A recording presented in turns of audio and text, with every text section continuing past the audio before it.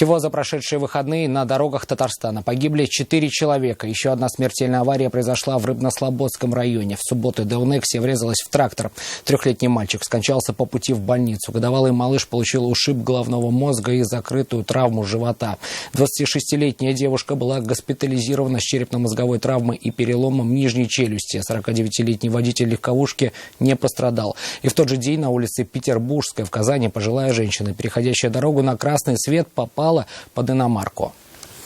Сегодня в Казани стартовал процесс в отношении 47-летнего водителя КАМАЗа, под колеса которого попала нетрезвая женщина. 28 сентября мужчина за рулем бетономешалки заезжал на территорию предприятия. В этот момент женщина была перед грузовиком в мертвой зоне. Мужчина понял, что проехал по человеку, когда было уже поздно. Нафиса Минязова про обстоятельства произошедшего и подробности процесса.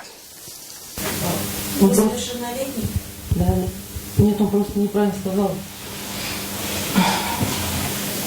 Я вас попрошу с места больше ничего не говорить. Жена подсудимого возражала против видеосъемки и мешала самому процессу. В результате судья решила, что женщине придется подождать снаружи. Ее супруга 47-летнего Айрата Алиулова обвиняют в нарушении правил дорожного движения, повлекшей по неосторожности смерть человека. Это то самое место, где и произошла трагедия 28 сентября. Об этом свидетельствует и искусственный букет цветов. По версии следствия, водитель бетономешалки подъехал к въезду и остановился перед воротами и ждал, пока ему их откроют. В этот момент прямо перед бампером многотонника появилась женщина, попав тем самым в слепую зону.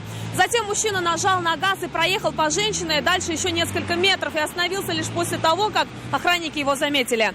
Шансов выжить у женщины просто не было. По словам местных жителей, женщина живет недалеко от этого места. Она часто употребляла спиртным, и в этот день она была также нетрезва. По словам супруги подсудимого, они оплатили похороны и возместили материальный вред матери погибшей женщины. Она признана в деле потерпевшей. Я также прошу себя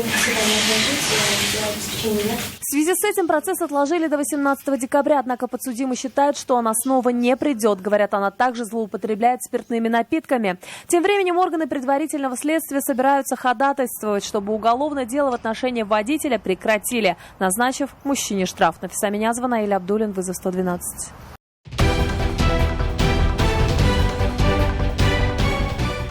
Происшествия и аварии, трагедии, героизм спасателей и сила закона в программе «Вызов 112» на сайте tnv.ru и на YouTube-канале ТНВ. Подписывайтесь.